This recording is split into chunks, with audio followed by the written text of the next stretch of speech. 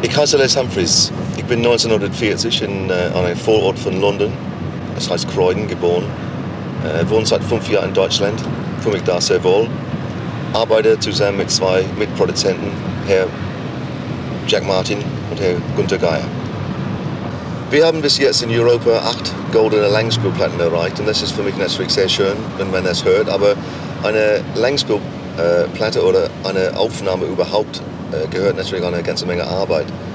Ich bin eigentlich ständig mit Jimmy am Schreiben, Jimmy Billsbury natürlich, unser Textdichter. Und wenn die Nummern geschrieben sind, muss ich dann das alles arrangieren.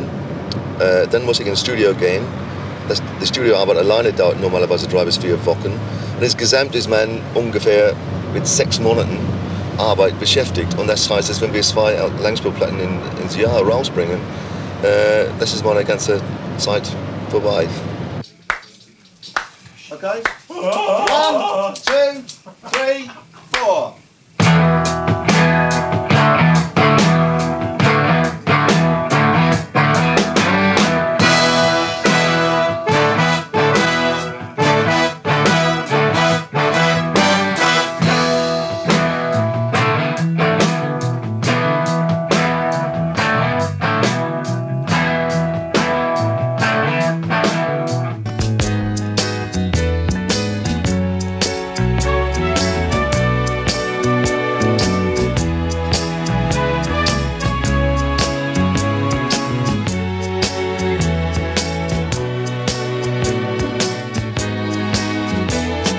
Das Orchester ist relativ einfach, denn da kann man also doch weitgehend ein großes Playback fahren und dann Solisten aufsetzen, da wo es nötig ist, so wie man Streicher aufsetzt oder aber ganz bestimmte, meinetwegen den Moog einmal einsetzt oder ein Elektroklavier einsetzt oder so etwas. Das ist relativ harmlos gegenüber dem, was man mit dem Chor machen muss. We're alone, we're alone, we're alone. That was me. Sorry, Mary. Yes, do you mind? No, stop fucking around. We're alone, we're alone, we're alone. Good. We're alone, we're alone, we're alone.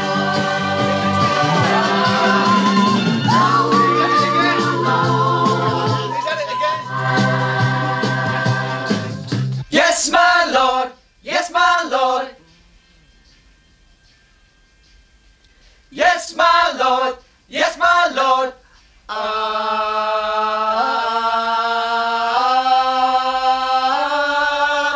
Waiting for the Lord to set me free.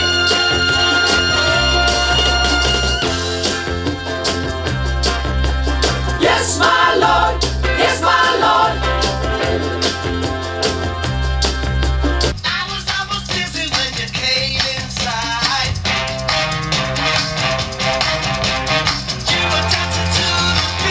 Okay.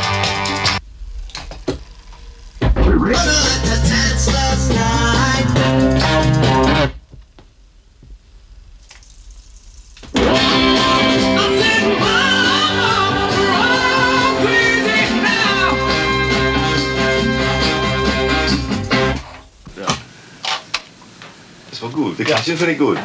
Richtig laut, ne? Gut. In einer solchen Arbeit wie meine baut man sich eine gewisse Spannung auf und man muss irgendwann ausspannen. Und bei mir dauert das ungefähr 2, 3 Stunden. Und bei unseren Tourneen löse ich dieses Problem, weil ich fahre nicht. Ich finde das falsch. Man nach so einer Arbeit muss ausspannen und ich sitze mich in diesem Auto, ruhe mich richtig aus. Bei unserer Plattenaufnahme ist es natürlich anders, weil wir sind manchmal bis 12 Stunden im Studio und da entspanne ich mich in die Kneipe. Gehe ich rein mit unseren Produzenten zusammen, Co-Produzenten, Tonmeister und trinken wir ein ganz kaltes, schönes Bier. Les, pass mal auf, also zu diesem ganzen Fragenkomplex an dich. Jimmy ist zum Beispiel am Mikrofon. Dann unterbrichst du also ganz brutal mitten in der Aufnahme, gefällt dir irgendwas nicht. Ich habe immer so das Gefühl, ganz intuitiv möchte ich einen Sänger jedenfalls eine Phrase zu Ende singen lassen. Ich möchte ihn nicht mittendrin unterbrechen, weil ich dann glaube, dass er aus der Nummer rauskommt. Warum machst du das eigentlich? Der Grund, dass ich immer unterbreche, wenn es nicht gut ist und manchmal ganz abgebrüht mittendrin ist, dass die meisten Sänger, und das heißt für mich auch die Weltklasse-Sänger, man kann Shirley Bassey, Tom Jones und sowas nennen, sind in ihrem eigenen Kopf, haben die eine Einstellung, ein Vorbild. Mit meinem Chor, ich will nicht, dass sie Vorbilder haben. Und deshalb bin ich so brutal. Aber wenn du fragst einer von meinem Chor, was ich als Produzent bin, ich glaube nicht, dass die würden sagen, ich bin brutal. Der Geheimnis, oder das, oder der, oder die, oder dein, oder das, danke schön. Das Geheimnis mit meinem Chor ist folgendes. 12 Leute mit eigenen Meinungen geht nicht. Du musst einen Mann haben, das hat es noch nie gegeben. Nee, das sage ich nicht. Ich sage nicht, dass meine Meinung immer richtig ist, aber ich sage, dass eine Meinung muss sein. Wenn ich falsch bin, dann sage ich, ja, dann bin ich falsch. Aber wenn 12 Leute sagen, ich bin falsch, das ist schlecht. Wenn die alle einig sind und wir sitzen zusammen und wir überreden was und wir sagen, ja, wollen wir das oder das, 12 Leute geht nicht. Ich sage, das will ich oder das will ich nicht. Aber dann, wenn ich falsch bin, dann bin ich falsch. Und dann sage ich, habe ich Verantwortung. Ich will nicht, dass ich sage, ich habe von 7 von 12 Leuten Verantwortung. Ich will die Verantwortung selbst haben. So eingebildet bin ich. In keinem Fall darf einer so stark hervorkommen, dass er sich als stark fühlt oder von uns als stark gemacht wird. Denn dann bricht eine Gruppe auseinander. Ja. Jeder aus der Gruppe ist eigentlich fähig, Solist zu sein. Und demgemäß haben wir eigentlich keine Solisten, sondern wir haben immer abwechselnd jemanden aus der Gruppe, der ein Solo singt. Werbung spielt für uns mit den Les Humphries Singers wie bei jeder anderen Künstler eine große Rolle. Die Promotion durch Funk und Fernsehen ist eine wichtige Sache, das kein Mensch verzichten kann.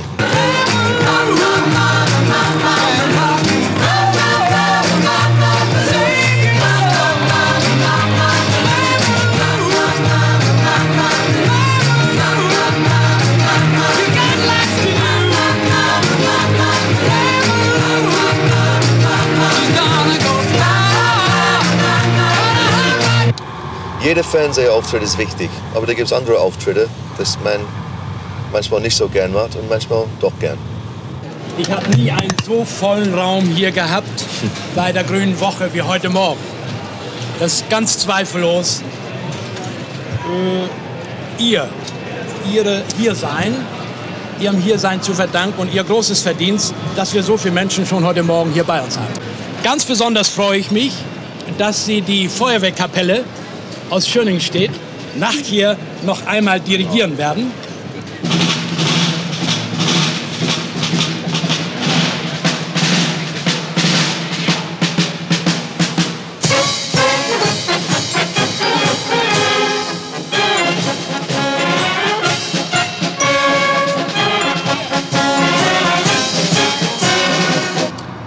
Privatleben, kannst du dich noch daran erinnern? Ja, als kleines Mädchen habe ich noch Privatleben gekannt. Nein, wir machen Spaß. Wir versuchen immer zusammen zu sein, aber es ist natürlich bei uns nicht so, dass wir jede Wochenende irgendwo zusammen verbringen können. Ja, in diesem Beruf kann man wirklich auf Privatleben nicht viel haben. Eine Partie gefälligst? Ja, hinter dich. Soll ich dir da ein Opening machen? Ja, ein von deinen Bekannten. Was ganz schnell. Ja, Moment. So, next. Ja, das sieht wunderbar aus. Das hat sie noch eine schöne, war nicht? Ja. Diese ist schön. Guck mal. Aber das nennt man trotzdem nicht Privatleben. Aber wir versuchen auf irgendeine Weise. Dieses Geschäft geht nur eine gewisse Zeit und man soll es ausnutzen, finde ich. Und man soll nicht sagen, ja, wir machen das nicht oder das nicht. Besonders wenn man eine große Organisation hat, wie meine Singers, in Dunjas Fall ist es genauso. Was sagst du dazu? Ja, bei mir ist das etwas leichter, weil ich Einzelne bin, die ich singe. Nicht? Und wenn ich etwas absage, dann schadet das nur mir. Und wenn du etwas absagst, eine gute Gage, weil du eben frei haben möchtest, weil du mit mir spazieren gehen willst, dann schadet das 30 Leuten. Deswegen eben sage ich lieber ab. Hast du was über Spazieren gesagt? Ja. Ich komme, wir gehen spazieren gleich. Es regnet in London. Ja, es regnet immer in London. Und hier bin ich als ganz kleiner Junge aufgewachsen. Diese Fenster ganz oben habe ich gewohnt. Und das ist eigentlich ein Quakerhaus. Meine Mutter war eigentlich ein Caretaker, eine Putzfrau. Genau, und darüber bin ich in die Schule gegangen. Das ist unsere Schule. Das ist alles in einer Ecke. Die Kirche, unser Haus. Du musst das überhaupt nicht laufen, du. Nee. No, so gegenüber das ist nicht so faul geworden. Deshalb kann ich so viel Klavier üben. Weil ich nicht also hier ist die Kirche, wo ich als Jung gesungen habe. Allerdings nur für 3 Wochen. Die haben mich rausgeschmissen. Hast du zu progressiv gesungen? Ja, vielleicht. Die waren damals vielleicht nicht so weit. Das stört natürlich jeden Sonntag, weil die Glocken sind sehr laut. Ja. Und ich kriege diese Probleme vielleicht überall. Aber es ist sehr, sehr, sehr schön. Ja, es ist auch sehr alt. Sehr interessant. Hier ist das Haus, das ich, seit ich 7 Jahre war, aufgewachsen bin. Und ich glaube, meine musikalische Begabung kommt ganz einfach von meiner Mutter, weil meine Mutter ist Sängerin und Musiker. Plenty of room for you and me. He's got an arm like a leg, a lady's leg, and a punch that would sink a battleship. Big ship to take all the army and the navy to put the wind up. Sylvester. Oh! That one about Japan. All right. Mrs. Humphries, wir wissen, dass der Vater von Les gefallen ist im Krieg, als Les 2,5 Jahre alt war. Was haben Sie gemacht, als diese Nachricht kam und Sie waren nicht darauf eingerichtet? Wenn ich getan hätte, was ich vorhatte, wäre Les nicht hier. Ich war so außer mir, dass ich an Selbstmord dachte. And one coming and no future that I thought about committing suicide. And I thought, now how Aber shall I wie? do it?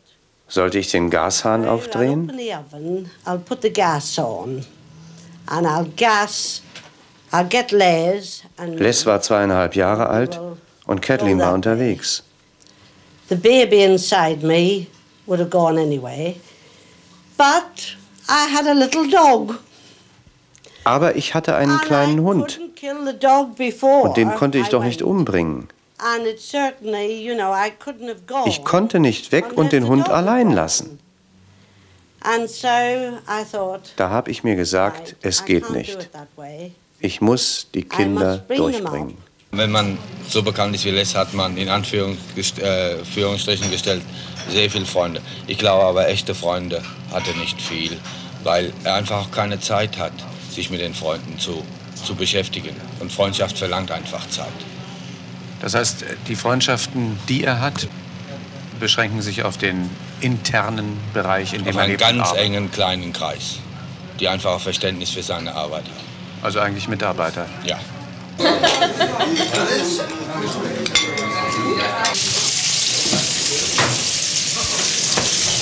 In England zum Beispiel, wenn du eine Firma hast du einen Manager, eine Agentur, Promotion-Leute. Du hast auch die Promotion von der Plattenfirma. Das zieht alles mit. In Deutschland hast du nur die Plattenfirma und die Verleger. Erst das und dann? Dieses Wort Manager muss man nicht verwechseln. Sag mir einen namhaften Künstler, der nicht jemand hat, der dafür bezahlt wird, dass er herumreist und den versucht in Fernsehsendungen oder Radiosendungen zu machen. Nein, nicht.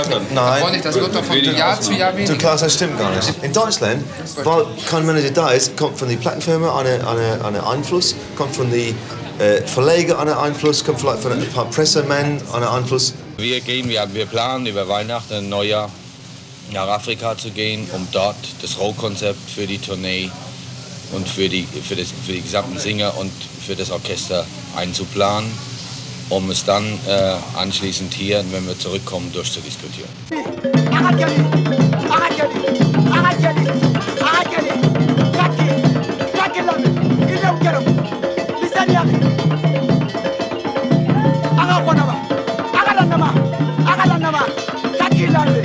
Krankheiten, dieselben Parasiten auch.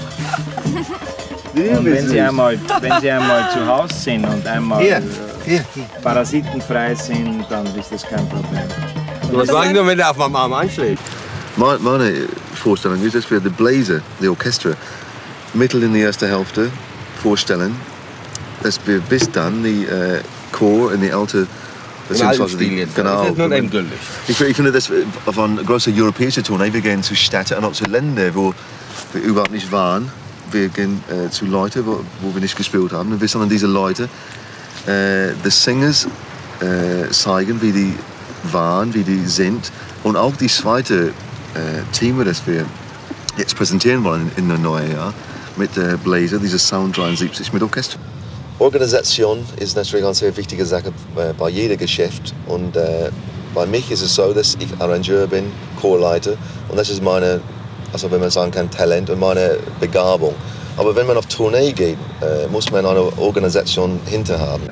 Der Tourneeplan bleibt nun, das ist nun effektiv, Fritz. Ja, der wird nur noch ergänzt durch die skandinavischen von Knut, der hat noch versprochen, um 11 Uhr anzurufen, 4 Konzerte, nicht? Ja, in dieser Zeit machen. In dieser Zeit, weil er da Fastnacht ist, gell? Ja. Da wollten wir ja nichts. Und hier, zwischen Amsterdam und Amsterdam, die beiden Galas bei IBM, wollen wir Belgien machen, Benelux und Luxemburg. Ja. Wir sind ja vorne, im Februar sind wir schon haben wir die Konzerte, nicht? Ja. Im Konzertgebäude und in Dedulen. Und hier hat die IBM euch zu 2 Galas eingeladen, nicht? Das ist die beiden.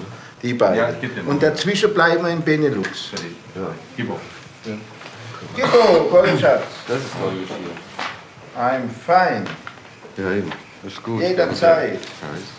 Ich weiß jetzt aber nicht wann, weil der da war ich nie. Ja, eben. Aber ich dann wollen wir versuchen, du kannst dass mit wir da ohne dran nach London machen. ab 12 frühestens. Okay. Kannst du um 12 Uhr und wenn es eine Television-Sache ist. Sein? Ja, unsere neue Platte ist eigentlich sehr gut für England. Mama Loo für England und Slowakei. Ne? Dann passt es sehr gut nach der Tournee. Und ich ohne dran versuche, England zu machen. Gell? Günther. Ja. Fritz. Ja. Wir versprechen uns natürlich durch die Tournee noch bessere Umsätze, weil das ganze Plattenmaterial dadurch mit gepusht wird. Man muss es auch machen, denn von reinen Plattenumsätzen kann eine solche Gruppe wie die Les Humphries Singers plus was drumherum ist nicht leben. Zum Beispiel garantie the Chor und die Orchester und bezahle zum Beispiel die Steuer für die Ausländer, bezahle die Busse, die Uniforms für die Orchester, die Hotels, die Flüge von England nach und zurück. Das alles zusammenkommt zu einer schönen Summe. Ich muss eigentlich ganz genau ausgerechnet 15.000 Mark per Auftritt bei unserer Tournee schon garantieren, bevor ich einen Gewinn mache.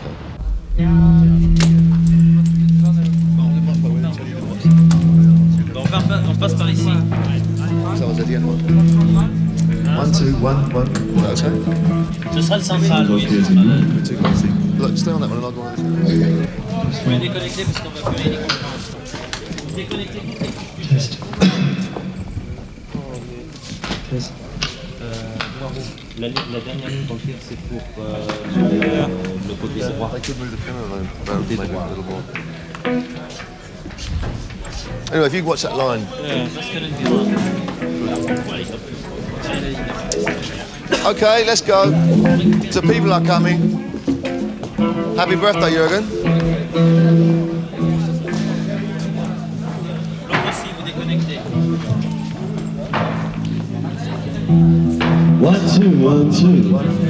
You know what I mean? 1, 2. Okay. Now wait a minute. 1, 2. Let's go.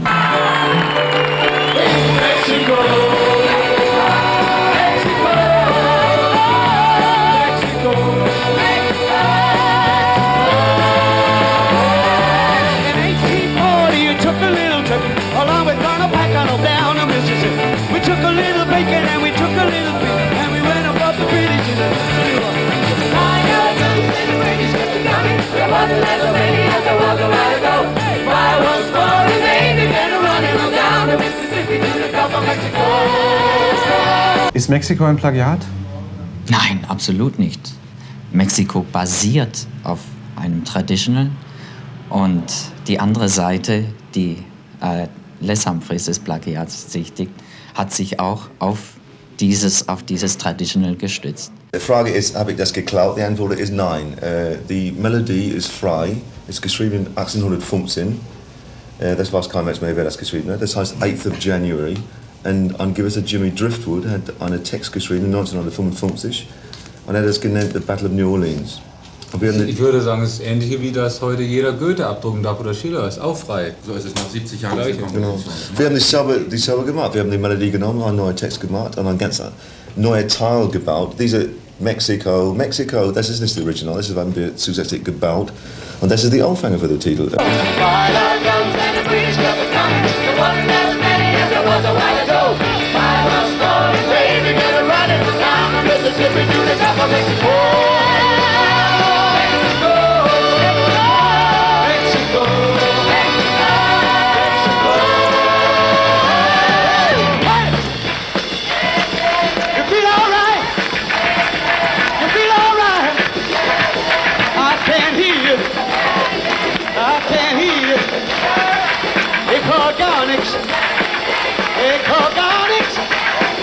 I hear Garnix, running louder,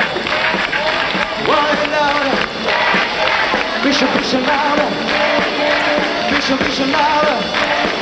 I want you all, Bishop louder. Okay, you know how it goes, right? Hey, hey, hey, hey. Ich glaube, dass Les auch ohne Publikum auskommt, weil einfach in ihm so viel Substanz, musikalische Substanz steckt, dass er immer sehr produktiv und sehr, sehr effizient arbeiten wird, auch ohne Publikum. Aber es ist natürlich schön, dass das Publikum mitmacht und es ist ein zusätzlicher Anreiz auch noch für seine Arbeit.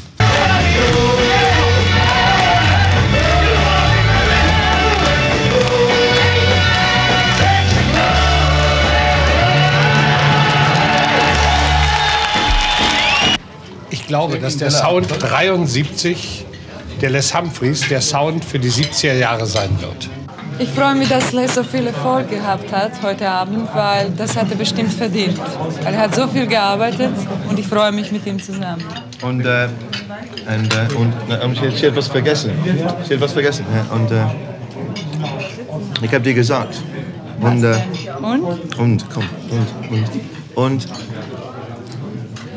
Es gibt kein Und. Sie hat mal einen Text vergessen.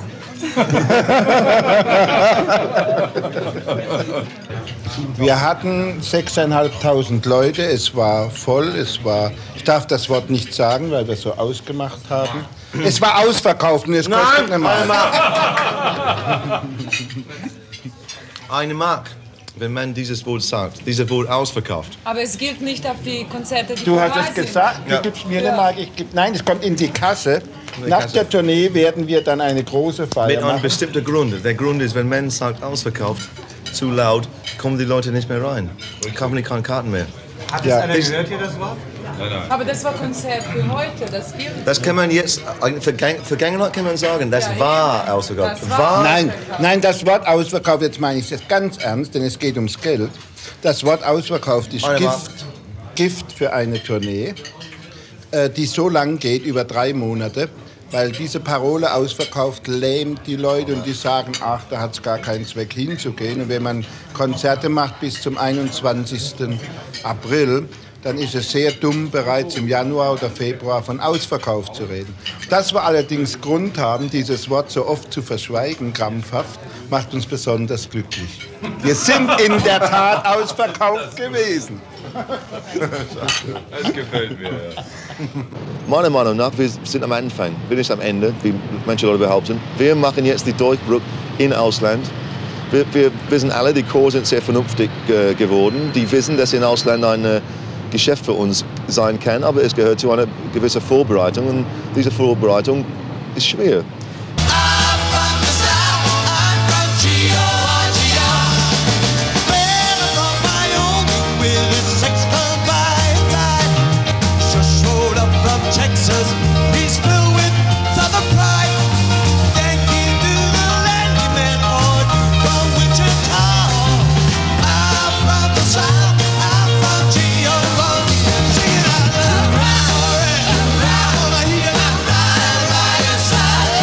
Ich habe mich entschlossen, einen 5-Jahre-Plan zu machen, wo wir dabei auf Tournee nur einmal im Jahr gehen.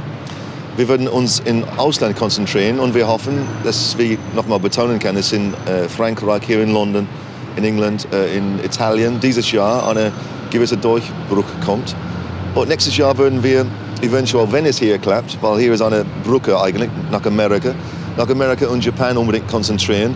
Und dann muss man sehen. Also ich bin auf der Meinung, dass diese Musik, wenn es in der Lage ist, wenn eine Nummer wie Mama Loo zum Beispiel Nummer 1 in 6 europäische Länder sein kann, dann haben wir doch was anzubieten mit Ausland. Und es wird verdammt Zeit, dass ein deutsches Produkt in Ausland richtig durchbricht.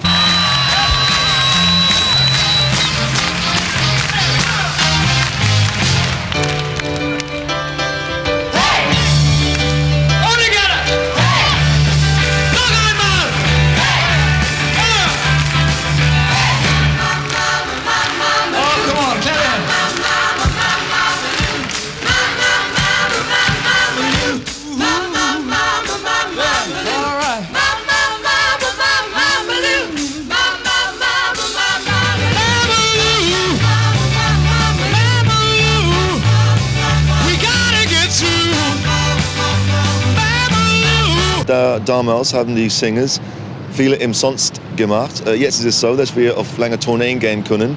Wir machen unsere Galas, unsere Platten laufen und die Singers können schon eine schöne Verdienst machen. Sie werden für jeden Auftritt fest bezahlt? Ja, die kriegen unterschiedlich, aber im Grunde ist es 500 Mark per Abend.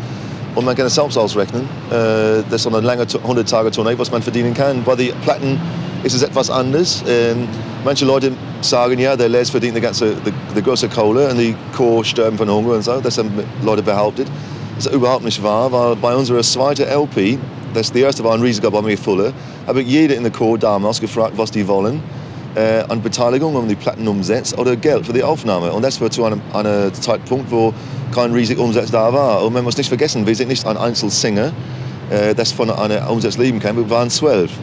Und die haben alle entschlossen, lieber Geld von der Plattenfirma zu bekommen für die Aufnahme, dann auf Risiko gehen. Übrigens, ein Plattenumsatz kommt meistens 1,5 Jahre später, wegen die Platten muss verkauft werden, es muss abgerechnet werden und so.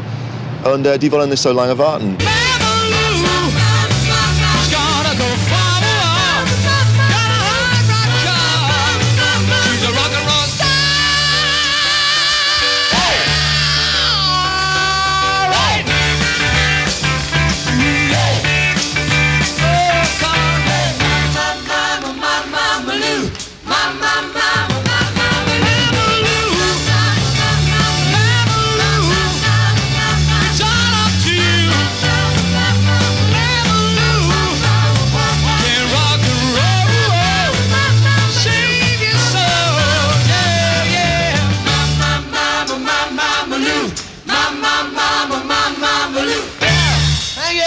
Man muss aufpassen, eine Karriere eines Künstlers oder einer Gruppe überhaupt ist begrenzt, das weiß jeder. Ich träume nicht, dass wenn ich 60 bin, dann läuft es genauso wie jetzt. Und man muss in der Zukunft denken, es ist genauso wie ein Fußballer. Ein Fußballer kann nur eine gewisse Zeit wegen Konditionen aushalten. Es ist nicht ganz genau bei uns, weil da gibt es alte Künstler, zum Beispiel ich. Aber man muss einfach in die Zukunft etwas denken. Man muss mit Geld ein bisschen Ahnung haben. Ich bin gut beraten über Geldsachen. Ich habe nicht so viel zu sagen wegen der Steuer, guten Tag, Steuer. Ja, aber muss man da ein bisschen vorsichtig sein und in der Zukunft ein bisschen beilegen für eine rainy day. Und man braucht Glück. Glück braucht man auf alle Fälle.